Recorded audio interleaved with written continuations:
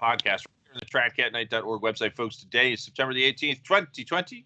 Hope you all are having a very wonderful and blessed day. As always, we continue to keep the program moving along here Monday through Saturday, folks.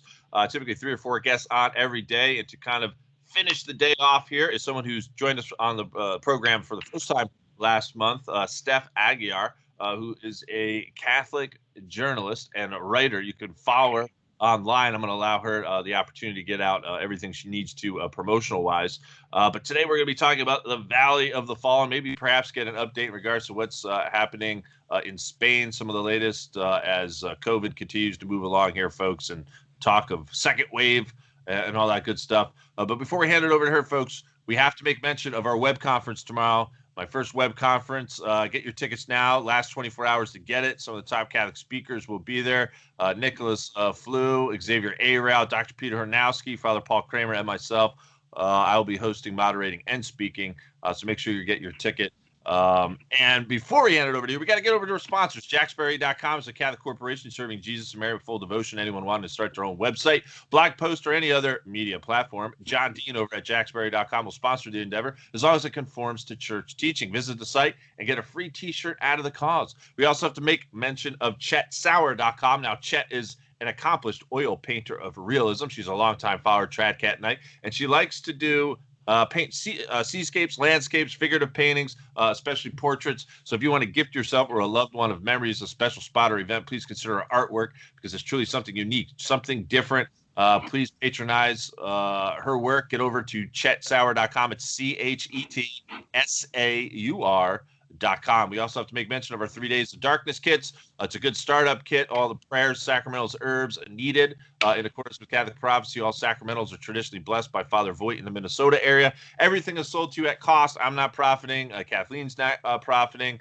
And she's going to help design a kit for you and your family members. Just to make mention what Kathleen said to me last month, the purple scapulars are back in circulation, and she's going to be doing a fresh order of the beeswax candle, so everyone is aware, which will be ready to roll out, I think, in early February, probably the first week in February. And last but not least, socialreignofchristtheking.com. That's Mike Berry's website. It's dedicated to the education and promotion of the solution for the Luciferian Judeo-Masonic insanity, which is enveloping the world. Thank you so much, Mike Berry, for joining the team. And if you want to join the sponsorship team, please email me at apostleofmary@hotmail.com. Without any further delay, Steph is now going to, I think, begin to talk about the Valley of the Fallen, I believe. Thank you so much for joining the program and looking forward to building off of our previous talk last month. Thank you so much. Hi, thanks for having me, Eric. Yeah, good to get back on the show.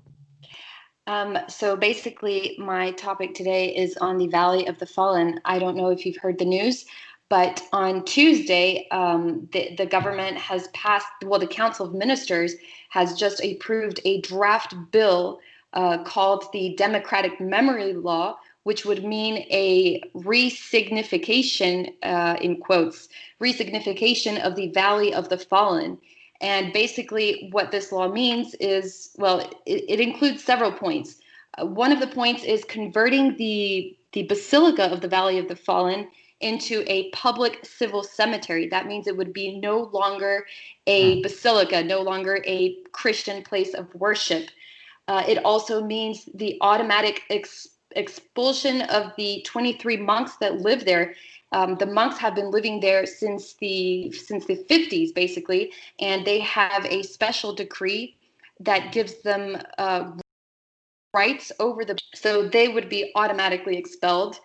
Another point is that this new bill will include is that they will make a new subject absolutely mandatory for middle and high school students, which would be basically brainwashing them into what the Franco regime was, calling him a genocide, and basically practically comparing him to Hitler, So this new law would actually mean 150 fines of up to 150,000 euros of anyone who doesn't abide by it, and anyone who, in any sort of way they consider, is glorifying Franco.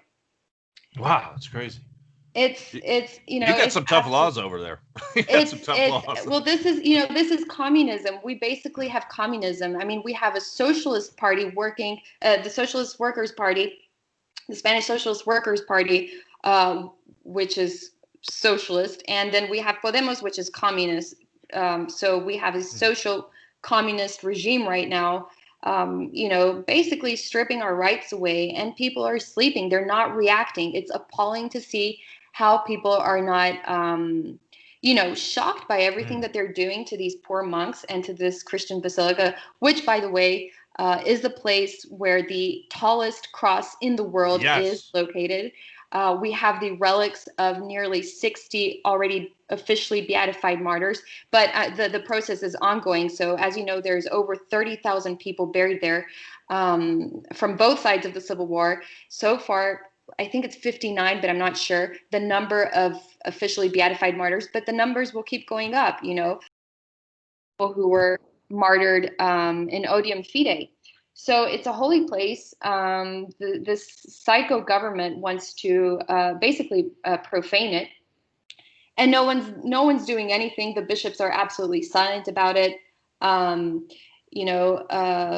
Calvo, who is one of Spain's 5 vice presidents, because we have 5 vice presidents in the government right now. He went to the Secretary of State of the Vatican, I believe it was a year and a half ago. It was well over a year, to ask for permission or ask for Vatican support in the removal of Franco's tomb, which happened, Franco's body, which happened in October last year, and because he was buried in this basilica. So he was taken to another cemetery in Madrid, and the Vatican said, "Yeah, sure, we don't interfere in local affairs. Sure. That's up to the family and the Benedictines to decide, because, as you know, the Benedictines don't have to obey the bishop because of that they obey their abbot. So they didn't give permission. The family didn't give permission."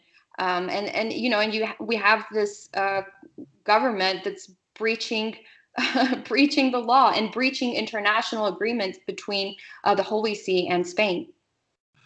Now, let's break this down a little bit further. I mean, it reminds me of Catholic prophecy, where it indicates the times that we're living.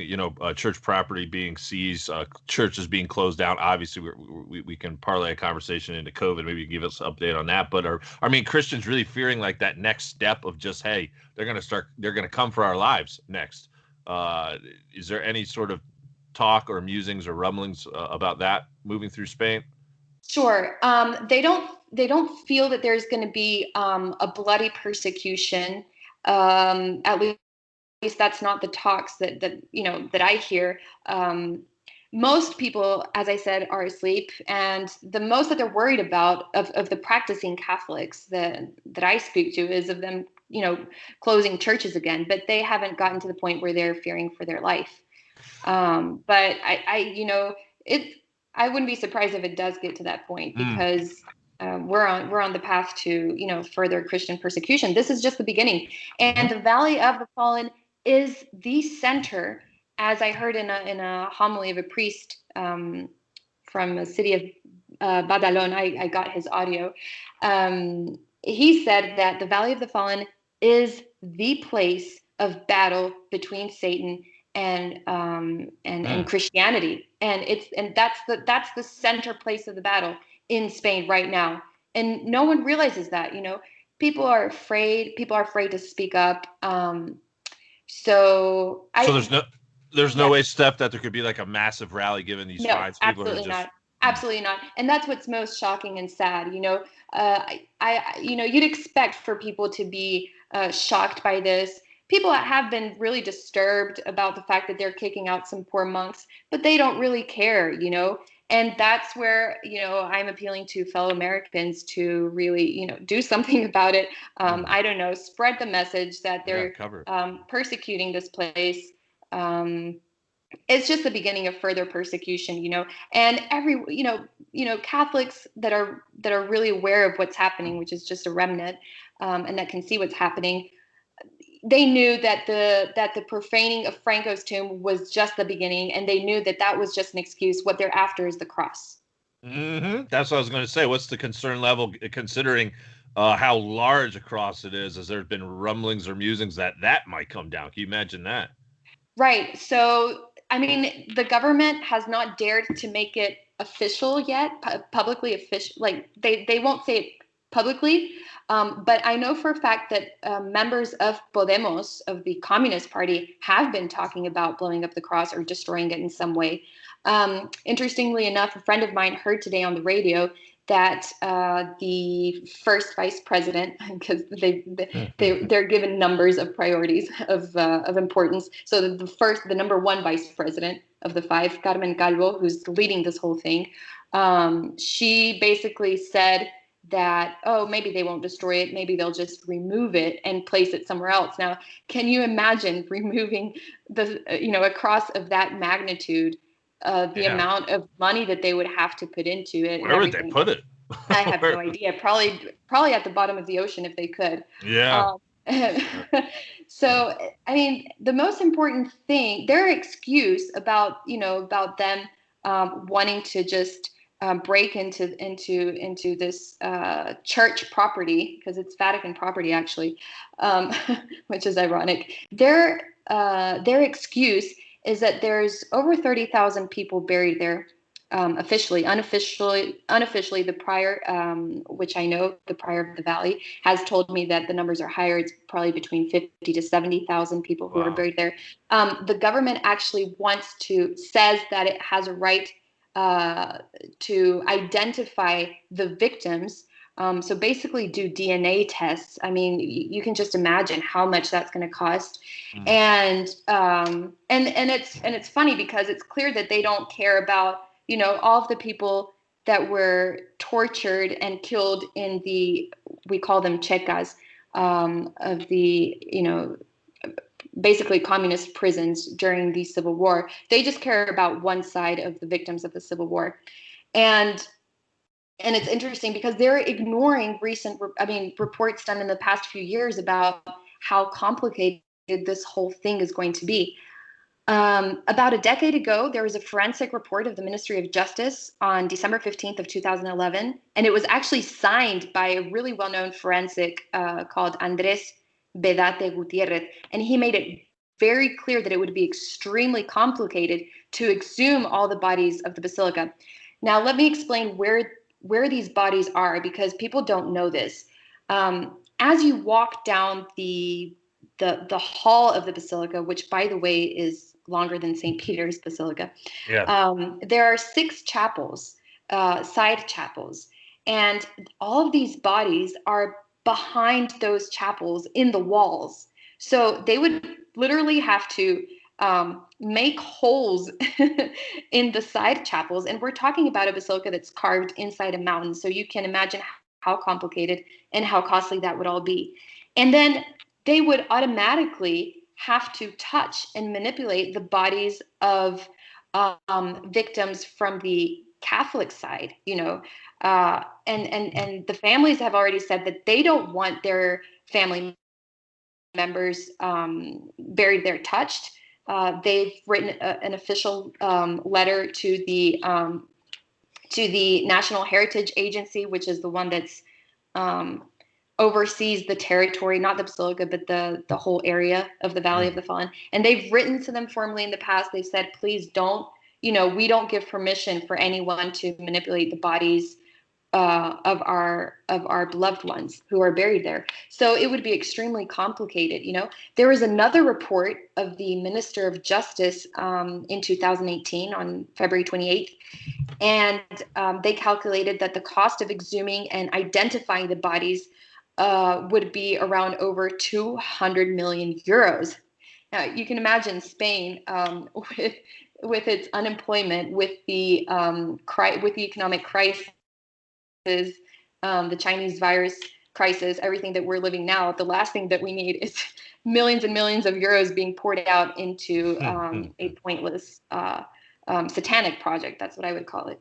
Yeah. And then lastly, another report dated on October 1st of 2018 by Spain's Forensic Medical Council stated around 24 times in this report that it would be extremely difficult to exhume these bodies from different technical and legal perspectives. So it's clear that the government is ignoring all of these reports and like I said, they only care about, one side of the victims of the Civil War, and they want to rewrite history. They can't accept that it was the nationalists who won the war.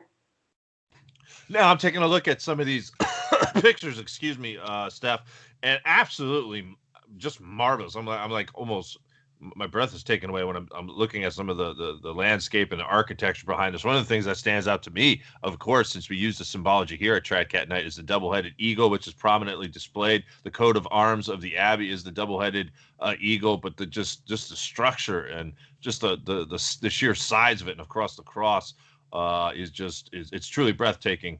Now, I mean, how many times have you been there? I mean, when's the last time have you been there? And the other question I had is in regards to the Benedictines. Any word on where they are going to be going? Are they just going to move to another area, or are there Christians rallying around to maybe find a spot for them? How's that playing out? Sure. So to answer your first question, I actually live about 15 minutes away from the Valley of the Fallen. So in recent months, I've been going there every Sunday to Mass.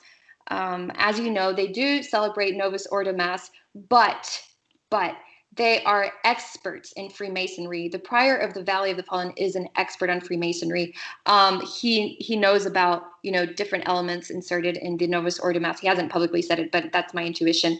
The way they celebrate Mass is, despite it being Novus Ordo, they do it in a very reverent way. They do it with Gregorian chants. At the moment of the consecration, they gather around the altar, and the priest that's actually celebrating, he consecrates with his back to the congregation, so he doesn't have that allegedly Masonic element of them saying consecrating facing the congregation. So I go there very regularly. I've been going there a lot in recent months to show my support. I know a few of the monks personally. Yeah, and it's an area. I think it's probably the holiest area in Spain right now, the holiest place. And of course, the communists would attack it. Yeah. Yeah, of course. I mean, ultimately, it's a war between Satan and Christ, and his children.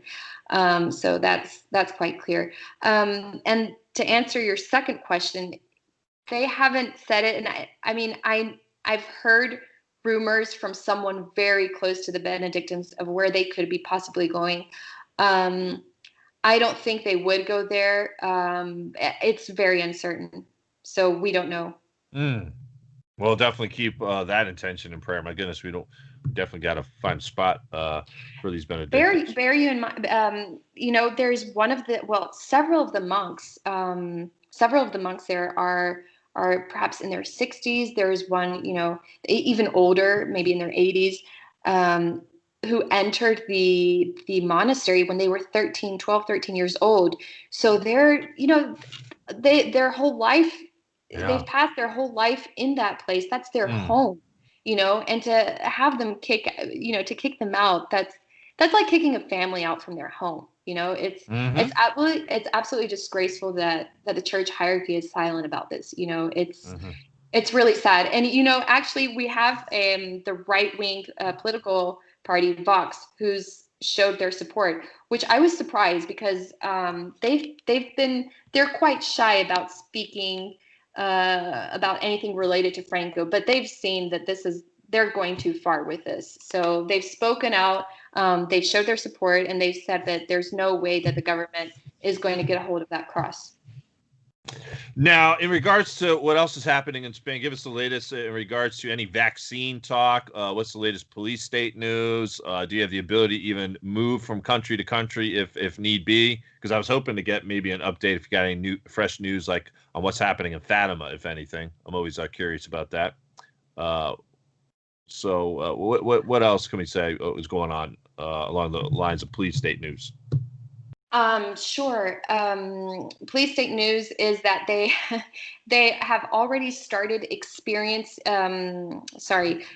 trial vaccines on patients, and it's really, really bad, because I think there's already been a doctor or two that have stated the dangers about doing this, and people are ignorant. People don't know medicine, and so they think that they're doing a good deed to society, and they're using them as guinea pigs. They were doing it in 3 hospitals, I think around. Oh, I would give you a wrong number, but anyways, definitely over 50 people. I think I don't remember the number, but they've started trying different possibilities of a vaccine. We don't know where this is going to go. With regards to travel, you can travel to and from Spain. We are seeing more and more tracking devices. For example, if you buy a train ticket to go from one town to another, you absolutely now have to give your mobile phone.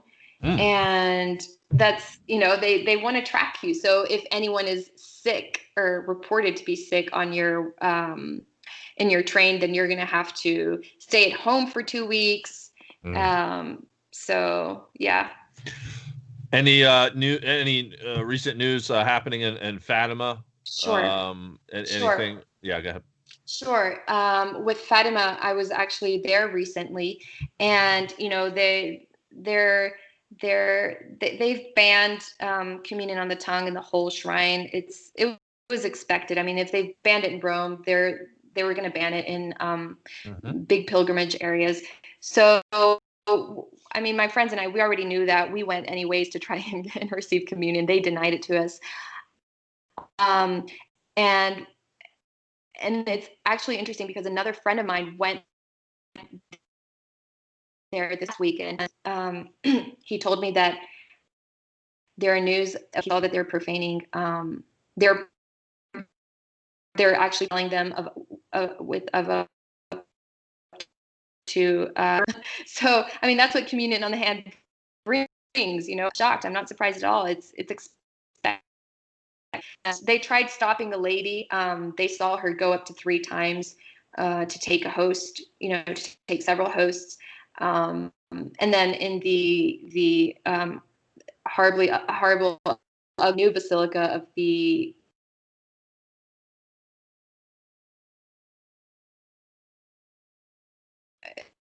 I think they got guards there, so they caught her, they stopped her, and she started shouting at them. She started saying, "You can't touch me, what's mine is mine," and they had to let her go. So that's happening. There's a really good priest there that I met. His name is Father Hector, and he was actually the priest in charge of masses at the shrine for about 4 years, if I'm not mistaken. He's a very holy priest. They didn't renew his contract or whatever you call it, his time there. And he launched an initiative called Mater Fatima, which is basically about really intensive prayers of renewing your baptismal vows, of praying for the church, of renouncing to abortion, renouncing to all possible things, transhumanism, everything. So when I heard transhumanism, I thought, man, they're up to date on this. And so he's being persecuted right now by the current rector of Fatima, saying that it's a private initiative, that what this priest is saying has nothing to do with the Fatima message and whatever, but I think it's really good, and I'm trying to follow materfatima.org. So yeah, try and look into that as well if you can. Last area of stuff before we go, I know you're very busy and we appreciate you taking time out today, is you have any comments or insights into Francis's new encyclical, which is just going to be some more Masonism shoved down our throat, a more one world religion kind of we're all brothers and in this together sort of speech. It's going to be coming out November the 3rd. Don't know if you've got any insights or something outside of what I have been breaking down, but perhaps the timing in all this, I don't know. There's some to suggest in October. I'm not sure if you've heard wind of this, but in October. Go ahead.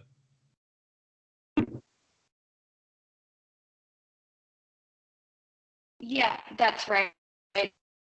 He's set to release it in October. I don't know much more about that.